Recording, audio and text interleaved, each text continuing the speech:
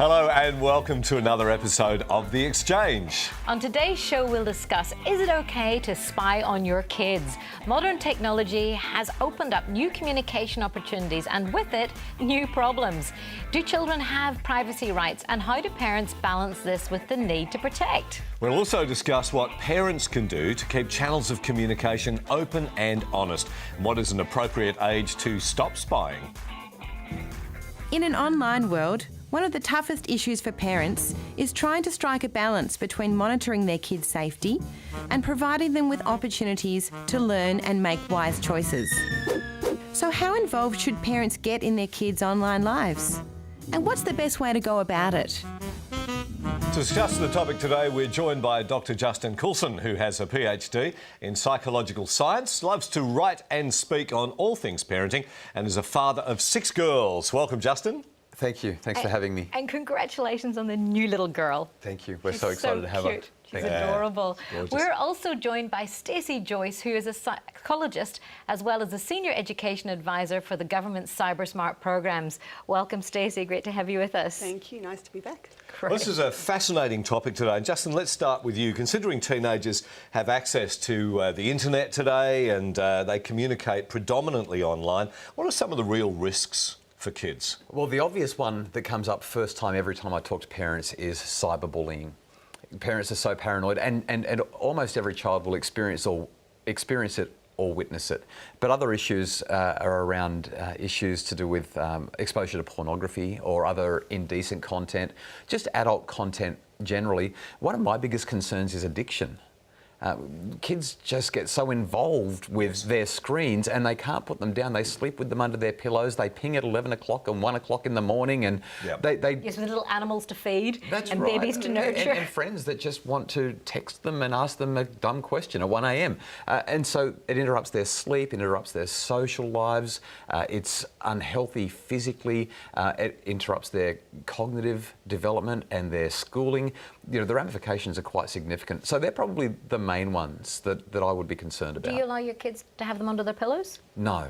Okay. No. Well, actually, we talk about it together and they've decided that it's not in their best interest. Right. So it's not that I disallow it. Yeah. It's that we've talked about it and we've all come to the conclusion that it's probably not wise. Yeah. And Stacey, do you think that we as parents now, this generation of parents, have to be more vigilant and diligent to protect our kids than previous parents?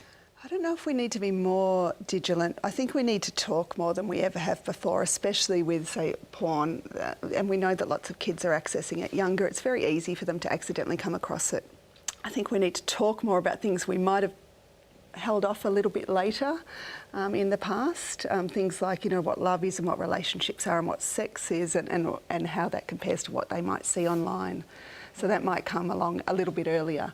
I certainly think now it's really important to open up communication as young as you can with your children to talk about what might happen online, what the good things are and the great things are, but also what the risks are. Yeah. What about keeping secrets, like kids, you know, because they've got their technology and everything.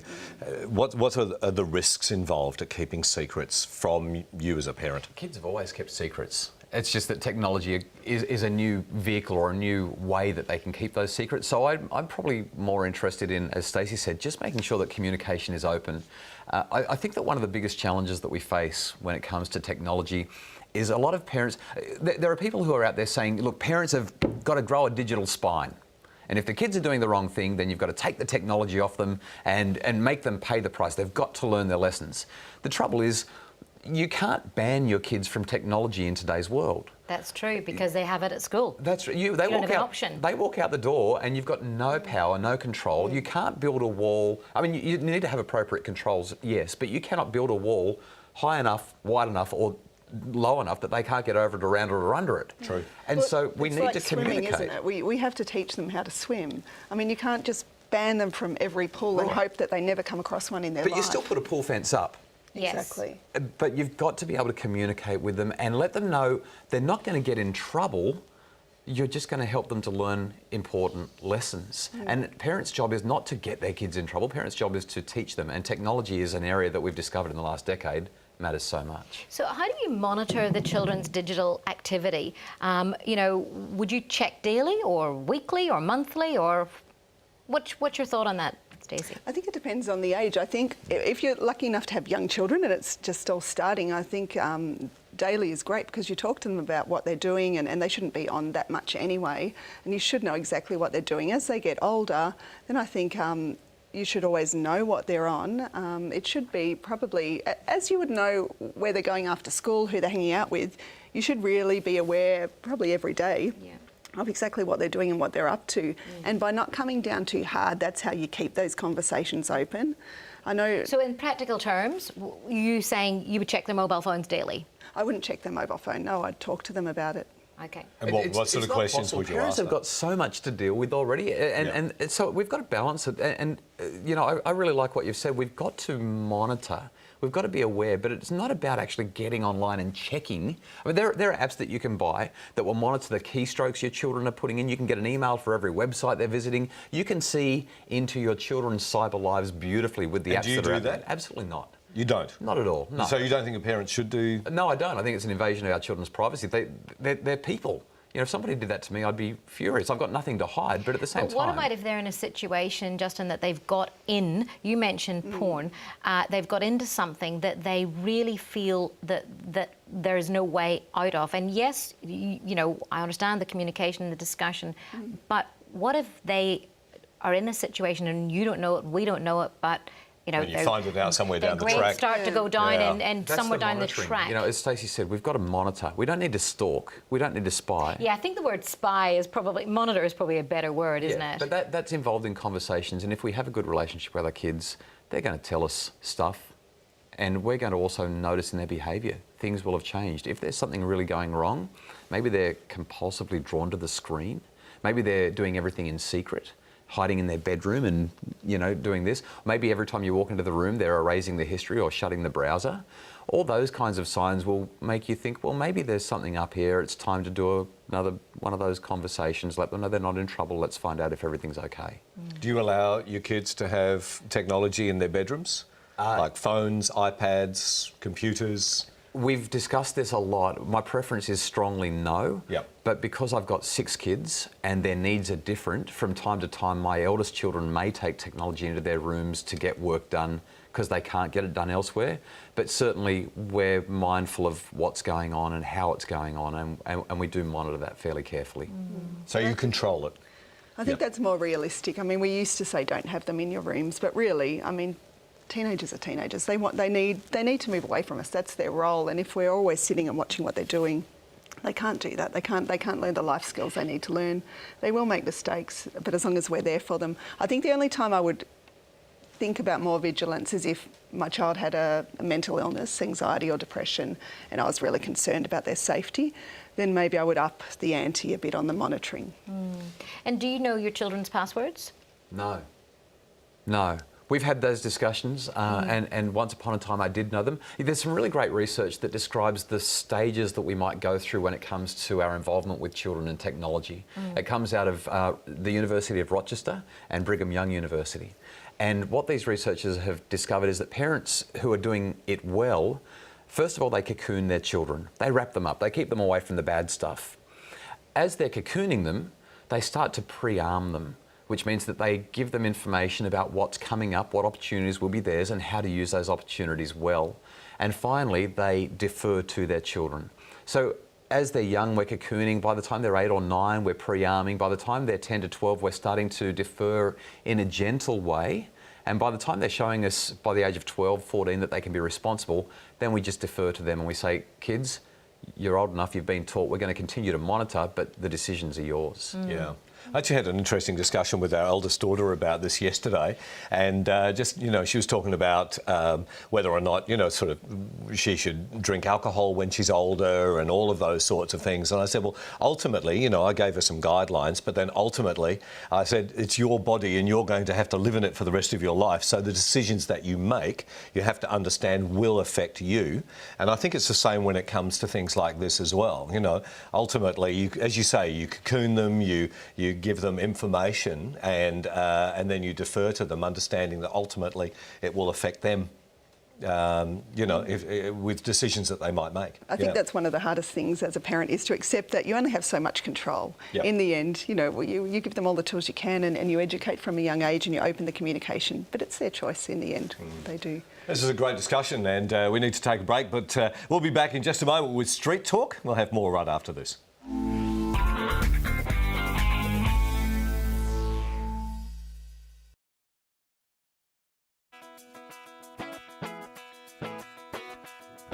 Do you think it's ever appropriate for a parent to spy on their child? No, I don't actually. My instinct's telling me no, I don't think so. I know my parents did when I was playing spin the bottle as a youngster, and I had no issue with it at the time, so I don't think it's too bad in the right context. In some circumstances, yes. I think there are some circumstances where they should be able to just check that they're not doing silly things. Most certainly, just keeping in tune of what they're doing and what they're up to. I don't think it really hurts, actually. I do it. I've got older children, 23, 20 and 19, so I sort of do a little bit of spying and just keep in check of what they're doing. Yes, I've got a teenager who's just moved out, so yes, I have done that before. Oh, well, there's always got to be some level of privacy. You know, you don't want to be just watched, and because it's your life, your way, but I guess in some situations it might be needed. It's a tough one. I don't think necessarily spying, but I think if you have kind of an open sort of discussion about certain boundaries around, if it's things like Facebook, I would want to know their passwords. I've got little kids, but I worry a bit when they're older about things like cyberbullying. In what areas would you spy on? Just internet and things like that. If they feel that their children are potentially at risk in any way, shape or form. They think they're hiding something, like they're doing drugs or drinking alcohol behind their back. I think if I was at work and I had a nanny in charge of my child, I would possibly think about having a little secret camera. Actually, my 19-year-old daughter actually has her Instagram account on my phone, so I'm able to keep a check-in on her there and just see what she's up to. Again, I just think there's ways you can go about it. I don't think spying is the right way to go about it. Yeah, I think it's better to have maybe more of an open relationship than necessarily spying on them per se. Welcome back. Is it right to spy on your children? We're discussing this with Dr. Justin Coulson and Cybersmart Stacey Joyce. And Sandra, our Street Talk reporter, joins us now. Welcome, Sandra. Thank you. What stood out to you in Street Talk as you were out on the street? Well, interestingly, the language. I asked a question about spying, but what I kind of got back was, I like to check on my child, or I like to monitor my child. They don't actually like the word spy, right? They use different language. And also the other thing that really stood out to me, because I asked a very generic question. So what stood out to me, what they were concerned about when it came to spying was internet. Maybe one person mentioned alcohol or drugs, but what they're concerned about is their child's online behaviour, which I guess is what we're talking about today. Yep. That was the major concern for parents, that they don't know what children are doing when they're on the internet. Yeah. Bullying came up quite a lot, cyberbullying, all of that sort of stuff. Stacey, that's your area of expertise. What would you say in that regard? I would say bullying hasn't changed much. The numbers haven't changed. It's sort of 1 in 4 to 1 in 5, depending on the age, that are being bullied. And often it's the same children being bullied online that are being bullied offline. So I think if you find out, if you're worried about your child, certainly talk to them about it. If they are being bullied, then look at whether there are some social concerns with them. I think it's a horrible thing to learn, but it's a good cue to know that maybe there's something you need to do. If your child is bullying others, that's also a cue. It's really hard to not be upset and get defensive, I guess, if somebody's saying your child's doing something bad online. It's a really good sign that you need to step in, get the school on board, get some help for your child, get some social help, get them academically checked out, because we know that bullies often have academic issues, and it's really going to help them in their life down the track. So I think it's something that happens. It's always happened. It's happening now. It's online, but we shouldn't be as scared of it, and we should look at it as a way to help our children. Yeah, there's also some very dark areas as well that we need to help and monitor and guide our children through. And you mentioned earlier a little bit about grooming. Tell us a little bit about that. That's right. So that's when an adult sort of prepares a child for sexual contact online. I think the one thing that we have learnt from the police, and they're doing a lot of work in this field now, that's really interesting, is the one thing that parents can do is be open with their children and not shame their children about what they do online. Children are scared to tell us about cyberbullying. They're scared to tell us about sexual things they might have done online. They might have shared a photo with someone online, and they don't want to tell their parents because they're ashamed of what they've done. If we can take away that shame, we can stop the online abuse and stop the predators. That is the number one message. And we can stop cyberbullying as well if they feel open about coming to us and telling us what's happening online, and we have a reasonable strategy with them that's not about taking away their contact with everyone that supports them, then we can make some progress. Justin, it looks like you want to say something here. I want to just add a little bit because this is so important. Parents get their children in trouble a lot around their use of technology. And when we're getting our children in trouble, we undermine the trust that exists in the relationship. Trust means that... How do you mean the parents get their kids in trouble? If parents find out that their children are cyberbullying or that they're using the internet in a way that they're not happy with, they threaten to take it away from them. They threaten that they're never going to be allowed to use the Wi-Fi because they won't have the password. And their kids get in trouble. What were you doing that for? All that kind of stuff. When we do that, our children feel that we're often not acting in their best interests. That is, they don't trust us. And if we're dealing with grooming or cyberbullying or pornography or addiction of any kind, what we need more than anything is for our children to trust us. If we're going to spy on our children, we undermine that trust in the most profound way. And when we go to our children, what do we say? Well, I was snooping through your Facebook messages and I came across something that I'm concerned about. We're going to start World War III. And so what we need to do is, as Stacey has mentioned so clearly a couple of times now, is make sure that trust is strong in the relationship so that we can talk to them about it.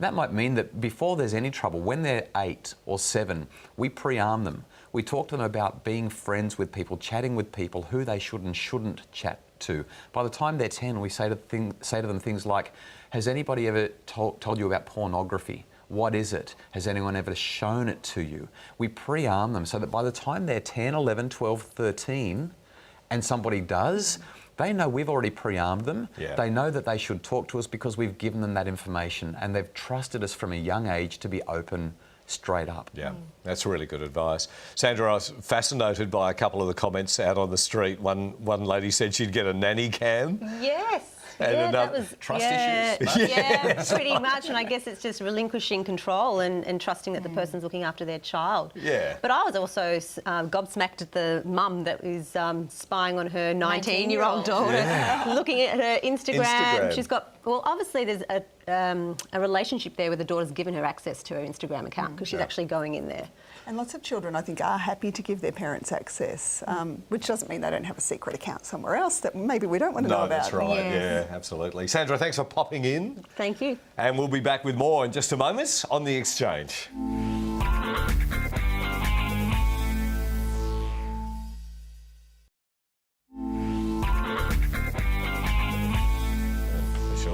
Welcome back. We're chatting with Dr. Justin Coulson and Cybersmart Stacey Joyce about spying on our children. And is that an inflammatory word? Should we spy on our children? I think it's an inflammatory word. I say no, we don't spy. I think it is inflammatory, and I think that it's unhealthy for our relationship. We're much better off being involved in our children's online world, but not through spying, by monitoring, being their friend, by following their timelines, by making sure they don't have extra accounts, and just by communicating with them in the real world as well as the virtual world. But how do you know they have an extra account? Unless you're spying on them. You communicate with them. Yeah. I don't know. I think never say never. I've got a 7-year-old and it's easy to say, no, I will never spy on her. But, you know, there might be a time when I think, oh, I'm not so sure about that person. But I think we won't call it spying. We'll call it monitoring and checking. And I might, get my sister to check on her instead of me. The challenge is that you're dealing with this little virtual community. If kids came over to your home, you could see how they're interacting, and afterwards you could discuss, that little one was probably not as kind to you as could have been, and how would you show kindness or whatever, but we can't. So what happens when we've had an incident where something's happened online, the kids have, you've either found it or the kids have come clean, How do you actually move on from that, knowing that there's been, a betrayal of trust, or knowing that the kid has been in a situation that you would just hate for them to be in? Where do you move from there? I've had this happen in my home. One of my children was involved with a website, a social media site that is just terribly destructive. It's a horrible, horrible place to be. And she was really down, and I asked her what had happened, and she said, well, somebody said something on this particular app and it upset me. And I said, do you mind if I have a look? Can we talk through this? I just knew that she was sad, and she reluctantly opened up the app and she showed me the content, and I was horrified at what was there. And then we had a conversation about it. And at the end of the conversation, I said, well, what do you think is the best way forward? To which she replied, I think that I really just need to get off this app, because whenever I'm on it, it destroys me. Wow. That's very What a aware. wise young lady. But it's about parents not thinking they've got to have the answers. We've just got to have the right questions. Yes, I Because agree. if we say to our kids, what do you think? Yeah. If they give us a lousy answer, we say, well, that's one option. What other options can you think of? Yeah, that's right, But yeah. the kids have got the answers inside themselves, and they will come up with So them. you draw that out. Yeah. Stacey, what about you? Yeah, I think communicating with them is so important, and I'm lucky I've got a young child, so it's easy to do that and go online and watch her play awfully boring games like Minecraft and Moshi Monsters. But I think it's important to do it now, because if I show interest now in the positive stuff and talk about the negative stuff, even stuff like ads, I talk about that with her, and links, and the fact that some people are bad online just as they are offline, then she'll talk to me about it. I think when you have a teenager and they're pushing to get access to different sites, you've got to go on the sites, you've got to look at them with them, the sites and the apps. And I think, as Justin said, it'll open up the conversation. If you're looking and seeing the conversations that are happening, the dangers that are on there, it's in their face. Talk about cases that you've heard of in the news with them. Be very honest about what your concerns are and open up those conversations and help them come up with some alternatives. Okay, we don't know if this site is that great. What do you reckon? Look at what these people are saying. Look how they're treating each other. What's another site? Just the other day, my eldest, I found out that she was using another app that I really don't like. And I found out that pornography spam is actively trying to find people through that app. Yeah. And I said, this is what I've heard in the news today. And we had a chat about her use of the app. And she developed some strategies and rules around using that app that I was comfortable with, because she really doesn't want to get rid of it. Now, I'd prefer that she didn't have it. Yep. But if I ban it, she's going to walk out the door, upload it, use it all day at school, and then delete it when she comes in the door. I'd much rather have the conversations. Yeah. That's the effective way And that's to make what it I'm hearing here, is just keeping the lines of communication open. Yeah. And I guess further from the question you asked just a moment ago about what if an incident happens, sometimes obviously when something happens, maybe your trust in your child might take a little bit of a dip. How would you rebuild that trust? So if you found out that they're doing something that you'd rather they didn't, I think that the most important thing is to not overreact. We were all young once too. We all made bad mistakes. Well, I certainly did. I don't know if you did. Oh, I did. Yeah, well, sure I'm Justin told did. I did. I just can't remember them. That's exactly right. Well, that's a beauty. Yeah. No one can remember them except maybe our best friend. Now, more people can see what we've done because it's all online, and it's, but they're kids. They've got to make mistakes to learn. So I think you have to put aside the anger and the disappointment and work with it and think of it as a learning, as a lesson. If you can't put aside the anger, get a professional involved to deal with it, because it's really important. And just finally, because we've almost run out of time, a couple of resources that you might point people toward. Yeah, if you go to cybersmart.gov.au, we've got a new parents guide coming out really soon, which will have some videos with just some very quick answers if something has happened online. Very good. Justin, any resources that your book? Well, I think that the Cybersmart website is a terrific resource. Yeah. I've referenced it many times and sent parents there. It's a great resource. Brilliant. Okay, so Justin's not into spying. Stacey's going to outsource spying to her sister. Yep. Thank you so much for popping in today on The Exchange. And thank you for joining us. And please go to our website for a fact sheet as well as more information about our show. I hope you can join us next time. See you then.